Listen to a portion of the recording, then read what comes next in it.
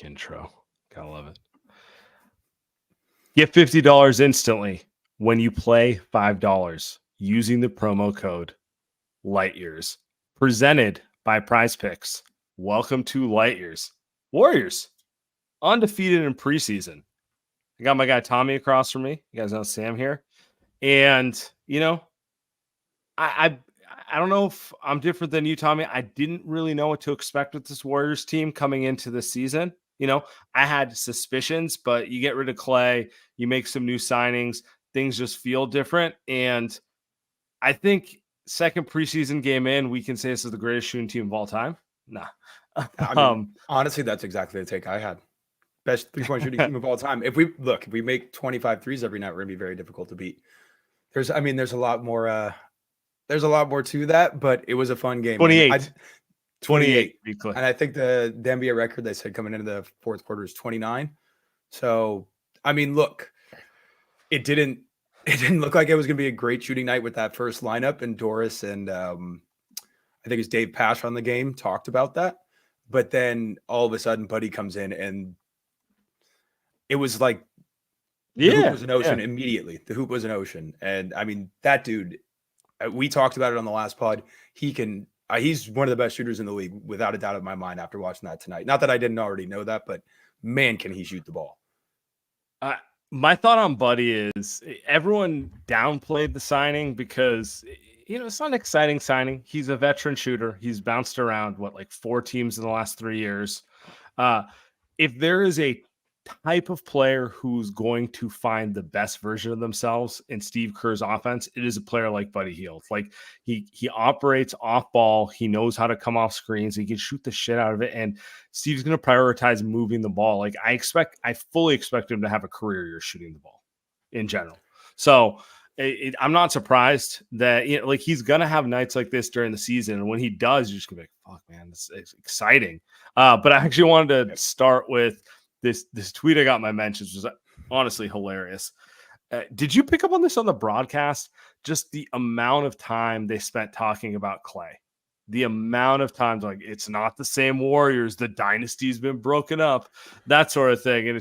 And I have to admit, it's just a little bit ironic. They're going on this tirade about Klay while they put together just an absurd shooting night. It started in pregame, right? I think multiple segments, and I was kind of watching out of the side of my eye during pregame because I had Dodgers Padres on the big TV at first, and I switched them. Same. But it started in pregame. Half of the pregame was about there's no more Klay, it's only Dray and Steph now, and this whole thing. But yeah, they're putting on this literally historic shooting performance, and it's preseason. You got to take it with a grain of salt, but they just kept harping on it, and it's just guys, give it a rest. And the thing is, it's gonna be a thing for at least the first couple weeks of the season. I would assume especially the first time they're on national broadcast, first time on TNT, first big game on ESPN, it's going to be the main talking point. But it'll be nice to just, when we get past that, and we can just play basketball. Because look, everybody here loves Klay, but it's a different team, it's a different year, and obviously he's gone now. So at some point, you just got to move past it. Yeah, that's kind of how I was feeling going through it too. It's just okay. That November 12th game, Klay comes back. It's going to be a whole thing. We're going to be talking about it left, right, and center. And it will be emotional, and I'll have takes about it, and there'll be a bunch of thoughts about it, but I'm so ready to move beyond it. And we haven't even started the regular season yet. So it's already as annoying as can be already. Yeah. 2 preseason games. But let's get to this one. Cause I don't really want to dissect a preseason game personally. It's preseason, but it is important for trend setting in general. So talking through it, different starting lineup tonight, which I expect Steve to have a different starting lineup on Friday, probably a different one on Sunday against the Pistons. They don't really have a set 5. He's going to play with some stuff. It's preseason. Makes sense. So tonight it was Steph, Pods, Kuminga, Draymond, and Looney. Steph, Draymond did not play past the second quarter. So we really got a half of it. And the main take on it was this team, 27 threes in 24 minutes in the first half, which is probably the more important stat because that's when the main guys were playing, just getting them up, man. Do you think they're really going to get him up at this rate in the regular season? I don't know. I mean, they are letting it fly. Like the guys who have the green light, like they clearly have the green light, and it doesn't matter when it is in the shot clock. It could be literally one advance pass ahead, you're open on the wing, and if it's obviously Steph, but if it's Melton, if it's Moody, if it's Buddy, I mean, if Lindy plays, like those guys literally have the green light. If they catch it across half court and they're open, from 25, 26, 27 feet in, it's going up. Doesn't matter what time it is in the shot clock. Now, my feeling would be Steve probably reins that in at some point because it's Steve. But counterpoint to myself, like they did shoot a ton of threes a couple years ago on that team with Poole and DiVincenzo. That team got him up too. So I don't think Steve is scared to do it, but his natural tendencies will come out at some point. I don't think they're going to shoot. How much of it is, in your opinion, is just like the Kings don't play defense? Like if you're just going to give guys those, it's preseason, establish the spacing. If the shot's there, take it. We'll take 80 of them, that sort of thing. The real question is like when they play against teams who can actually get out on shooters, then what do they get to? But that's not tonight. I think it's clear they're trying to establish a mentality right now, and you can always kind of pull it back in a little bit, right? I think it's hard if you're telling them not to shoot early on, and then you're trying to convince guys to shoot after that. I think the mentality currently with the whole entire coaching staff would be, let's get them up as much as we can. Now, if there's a point of the season where we have to tell guys, hey, let's be a little bit more selective. Let's look for better shots. You can always do that later in the season. But right now, it's just they're trying to play really fast because they're not very big, and they're trying to get up as many threes as possible. So we'll see what that leads to. But, it's clearly an emphasis early on to get up as many threes as possible. I think the other thing that's interesting to me is Kuminga got 7 up tonight. Pods got 4 up in 23 minutes. We expected Pods to shoot the ball a little more, and through 2 games, it's been a slow start to preseason for what that's worth on the Pod side. But Kuminga, 4 for 7 from 3. I mean, I feel like he went weeks without taking 7 threes last year. And I'm not sitting here saying, he's Kawhi Leonard now. He's just a comfortable shooter or anything like that. But it's like, I wonder how much of it really is. There's no more Klay Thompson on this team. There's less of an impetus to make the perfect pass because you have 2 of the best shooters versus, man, if you're open, let it go. But you're good enough. Just play freer instead of trying to play for a perfect shot. I don't think you can undersell how big that point is. Seriously, because we saw great shooters come in over the dynasty years and be scared to shoot. I mean, Omri Caspi will always come to mind, but there was tons of guys like that. Like the only guy who really wasn't like that when he showed up was Nick Young. But like Nick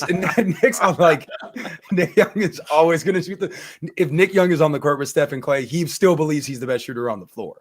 Like that's just who Nick Young is. That's the level of confidence you needed to get a guy to break the habit. Absolutely. But a lot of the guys that he did bring in during that time, like, yeah, they could shoot it, but they're also smart, cerebral players, so they're not going to let it necessarily fly with that same type of like fervor when you're on the court with Steph and Klay. So I think that's a massive part of it. Like now Kuminga, if he's open, he's maybe looking for Steph, but if he's not out there with Steph, it's like, hey man, just let it fly. You're wide open. So I wouldn't expect him to go 4 for 7 a ton this season. It's preseason, lower stakes, less pressure, less defensive intensity. But hey, if he can do that once a week, once every other week, that's a huge bonus. Are you buying Kuminga as a small forward now? Because that's been like a huge debate point on this show for a couple of years. I never disagreed with Steve playing him at the 4 because he's better when he's around the rim than kind of like facing guys up with the full defense the way a wing would, right? They played him in both preseason games as a small forward. Didn't look too good in Hawaii. Tonight, he's hitting his shot. I don't know. Are you buying it? It comes down to hitting the shot at the end of the day, because defensively, he's not a 4. We know that. Like, I mean, Still, he played solid tonight. Obviously, he made his open looks, but 2 rebounds. Like, you can't play that type of guy at the 4, unfortunately. And that creates other issues. But I don't know. I mean, I would love to give a bigger take on that, but we're 2 games into the preseason. Now, if he can, like I said, if he can do this once a week, sure. Yeah, if he can give you a 4 for 7 game once out of every 3 games, then yeah, teams have to start to close out on him a little bit. And now that creates more space for everybody else. And it also makes the game easier for him because now he can actually pump fake and go to the rim, which is what he wants to do anyway, which is what everybody wants him to do. So I don't know how real the shot is. they said he worked out on a lot in the summer. That doesn't necessarily always translate. I'm praying it does, because that makes everything a lot easier for this team. It makes so many lineups so much more playable if he's actually a credible shooter that you have to pay attention to, and you can't just leave on an island in important moments and important games. Is DeAnthony Melton going to be an all-star now? Dude, I'm watching these games. I'm like, might be underselling how good he is in general. Really good. Really good. It's just about help with him, in my opinion. And he makes, this is a bigger roster question, but he makes GP expendable. He really does, because he's just better. I don't know if he's peak GP2 defensively, just in that, from that standpoint, but in every other facet, he's just a much better basketball player. And God, if he can stay healthy, I honestly think he might just end up starting next to Steph, because he's just better than Pods right now. He just is. And so we'll see. Maybe Pods grows a ton and takes a big leap. But at this moment, I don't think it's particularly close between those two. So what's your starting lineup? October 9th. Look, it's early, subject to change. Where are you through 2 preseason games with the starting lineup going into opening night? Steph, Dray, obviously, and I'm going Melton right now. Okay.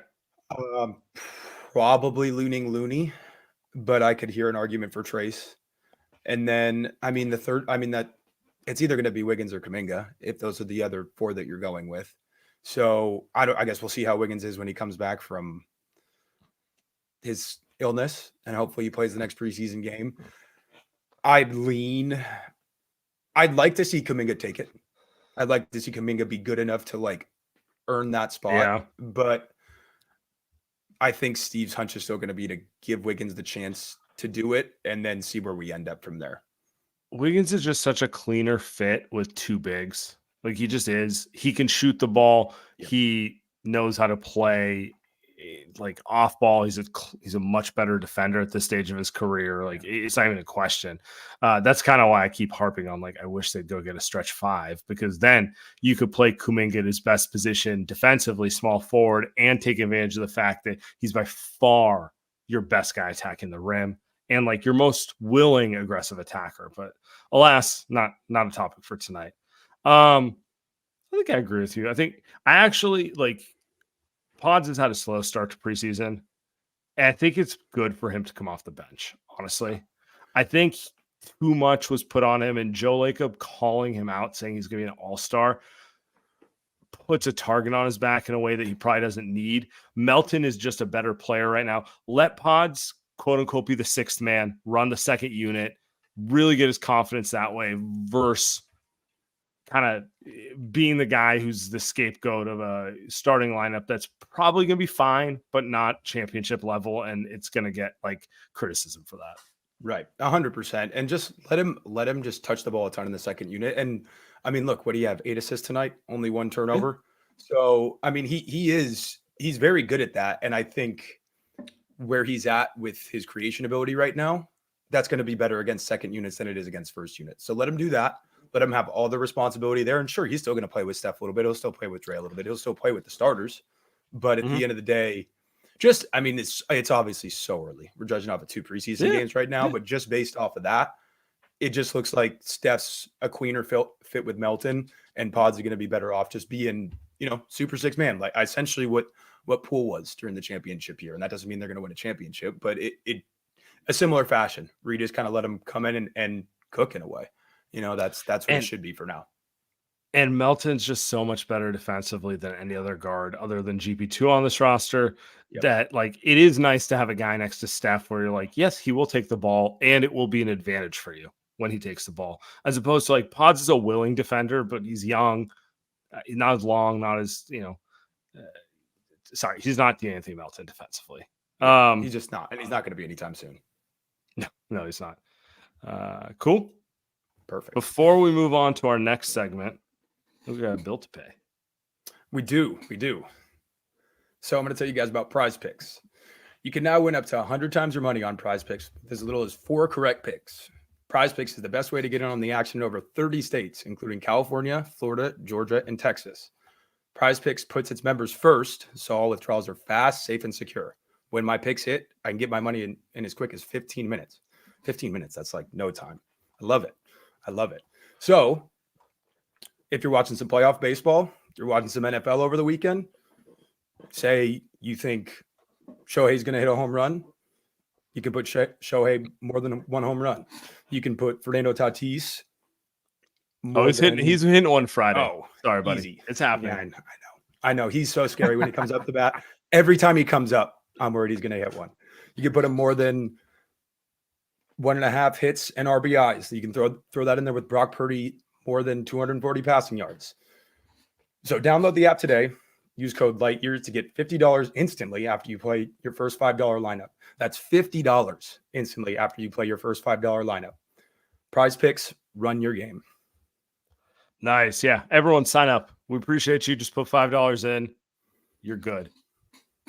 Did you see the article today on Of course. on the ESPN? One? Of course. Yeah. It was all over Twitter. Some pointed quotes from Steph here. I'm going to put one up right now. Curry, though, never did get to join Thompson. It's weird. We talk about when we first came into the league, stuff that you used to do together. Then you start having families, and me and Draymond have multiple kids. Schedules go crazy. But I'll get on his boat at some point, even though we're not teammates anymore. There was another quote where he was kind of like, I want him to have success 78 games a year, but when I see him, I'll be ready to bust his ass. Are you sensing a little resentment? First off, I fully expect them to want to go off against him just because, like, that's what you do when you go against guys who you have that much history with. Yep. But do you think it's a little deeper than that at this point?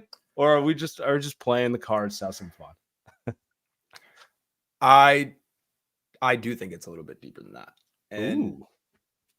I mean, I think, I think all three guys have had to sacrifice in certain ways for one another, maybe not monetarily, but, just on the floor with their egos, with just kind of their standing with everything. And, I do think all three of them wanted to play together forever. And I do think they thought Klay was a little bit petty, in the way that he left. And look, I do understand it from Klay's standpoint. He felt like he needed to change the scenery. And I do think ultimately it's what's best for the organization at this moment in time. So I think it's the right decision, but that doesn't mean Steph can't have his feelings about it, And I do think those comments are slightly pointed. Now, do I think he hates Klay? Of course not. I think him and Klay will be, and because that's, people will run with it and they'll aggregate what we say and they'll say, oh, like, Steph and Klay hate each other. Now, that's not it at all. Of course they don't. But, they're not going to take it easy on him. That's my takeaway from these comments. They are not going to take it easy on that guy on November 12th. That's for sure. I think there's more resentment there than they let on. I think, Absolutely. Look, Steph is maybe the best media superstar in the league. Like, he knows how to own his words and not get, not step into a puddle that he shouldn't and that sort of thing. I think that they're letting everyone know that they were kind of annoyed with him the last year plus and how he wasn't willing to accept that he's no longer Game 6 Klay. And yeah, I think there's a little resentment for it. I think Steph and Draymond, but more Steph, feel like we were really patient with you and we waited on you a long time and no one expected you to be the player you used to be. And still it wasn't good enough. You were just throwing tantrums and aloof and made it all about you for 2 years, 3 years, whatever it may be. And they thanked him in that whole thing. But I do think there's a level of, I want to, you have friends who, you love, but they fucking annoy the shit out of you. And sometimes you just want to get over on them a little bit just to clear the air, right? Like, that's kind of the vibe I get from this. Especially when you've known them for that long. Like, the longer you know somebody and the closer you get with them, the more of those little things that you're going to have, the more those tensions you're going to build, the more those little annoyances that you're going to have. I mean, that's just dealing with people in everyday life. So I mean, absolutely some of that. How many leaks did we hear over the past, 18 to 24 months about, hey, we're trying to work with Klay mentally. We're trying to get him to take less shots. We're trying to get him to do this. We're trying to get him to have a better attitude. Just and that's the guy who every game, like, Every time he shoots the game. ball, hands on his head, like actually like he's watching just the worst thing ever. Yeah. And you shouldn't have to do that with a 13-year pro. And I think that's where a lot of their frustrations came in. It's like, dude, you've been in every part of this league. You got to this organization when we were a bottom feeder. You've been to the top multiple times. And we're still having to work with you on like really kind of like combing your ego like this. And so I think it's not like good riddance, but it's not good riddance. You know what I mean? Like yeah. it's somewhere in the middle. You know, I don't think they're pissed off that he's not here in one way, but I don't think they're missing his presence, but not in the way that you would assume for a guy who's been with the organization that long and who is as important as he was.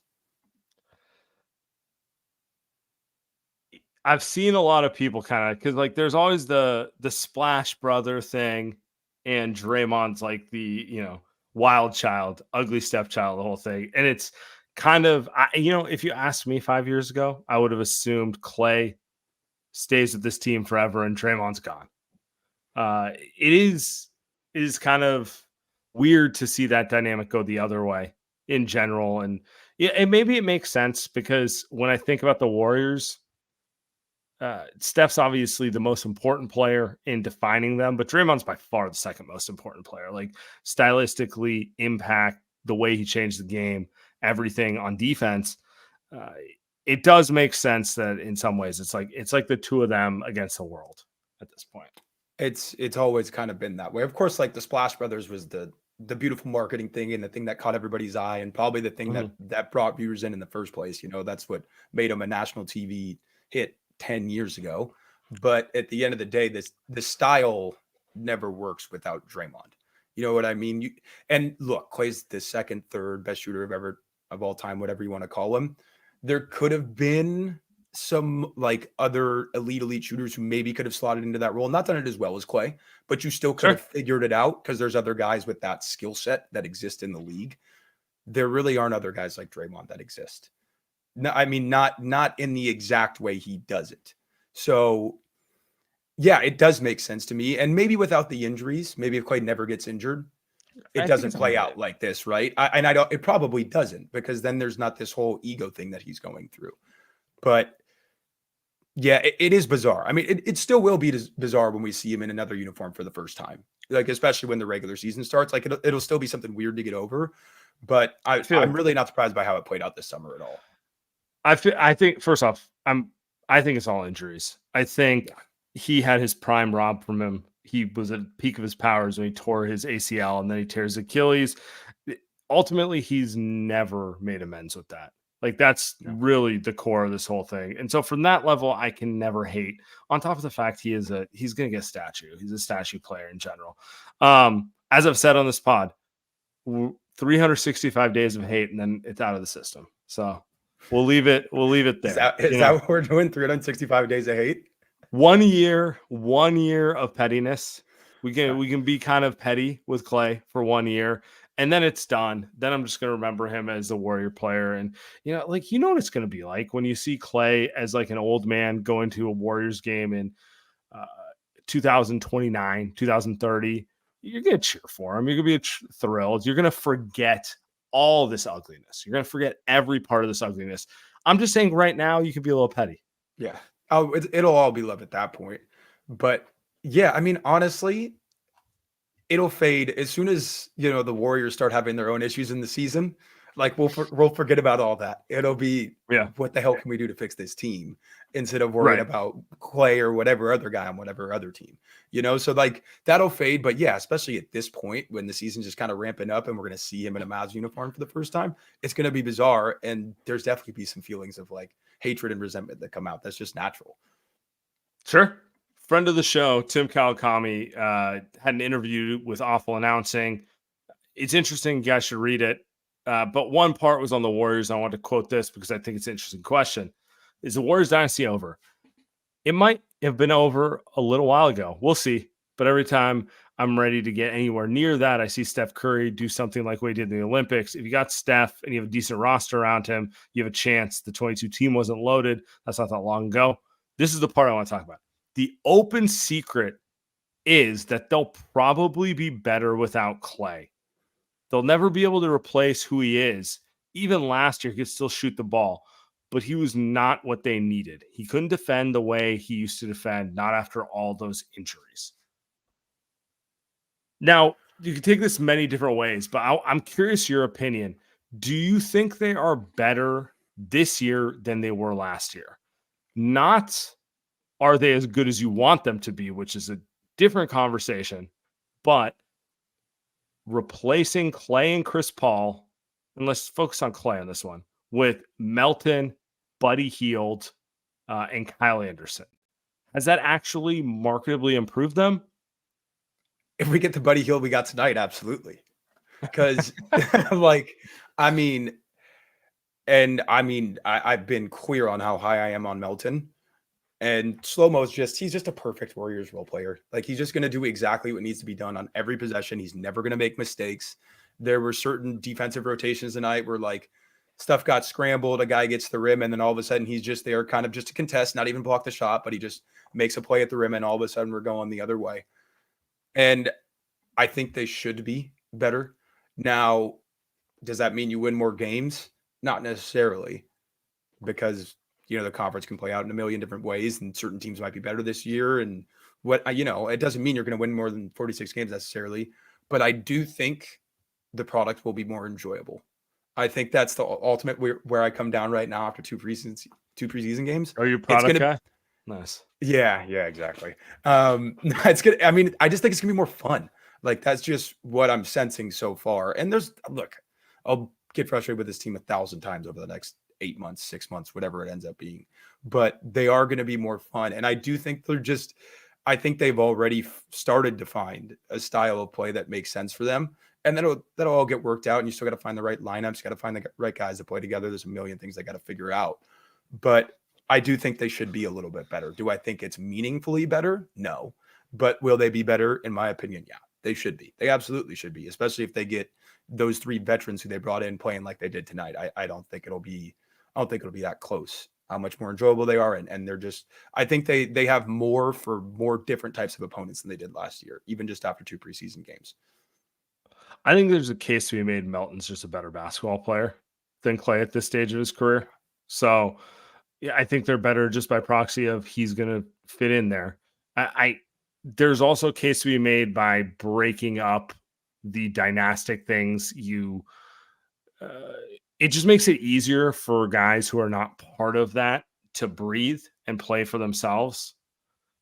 I don't know if that's how many more wins that's going to translate to, because the thing I always keep going back to is like, well, you kind of got like 70 plus games from Steph last year. Are you really going to get that again? So that alone is a bigger deal than any Melton improvement, in my opinion. 10 more Steph games is better than the upgrade from Melton to Klay. And other side of the coin, you should get more than 55 games from Draymond. And true. And behind Steph, I do think you have a little bit more, like in terms of Pod should be a little bit better. Hopefully Kuminga keeps scoring like he has been. Melton can, I think, do a little bit more with the ball than everybody suspected. So maybe you're in a tiny bit better of a position without Steph. And obviously if Buddy, he's not going to go 6 for 7 from 3 every night, but that guy can really shoot the ball.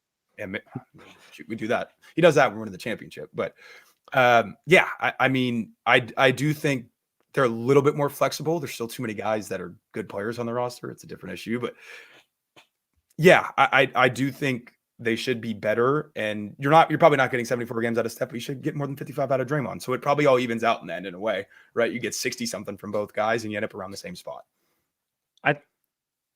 It also just shakes it up. Like, I'm ready to see them be a little different than they were the last couple of years. I don't really know what that means at this point. Like, to me, it's more about Pods, Kuminga, and maybe Moody. Like, which one of those guys is going to take a meaningful leap?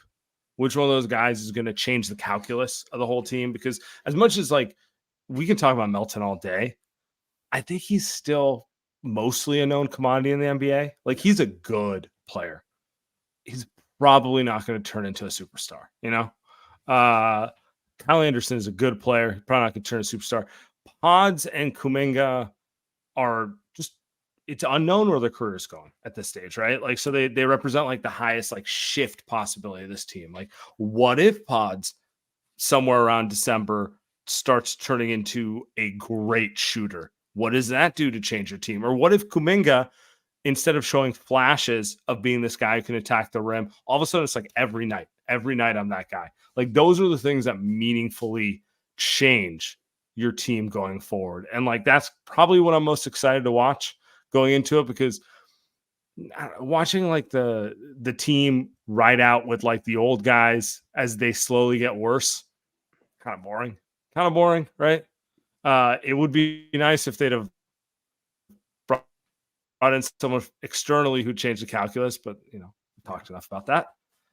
The next thing we have is like, which one of these young guys is ready to, kind of make a leap in some capacity?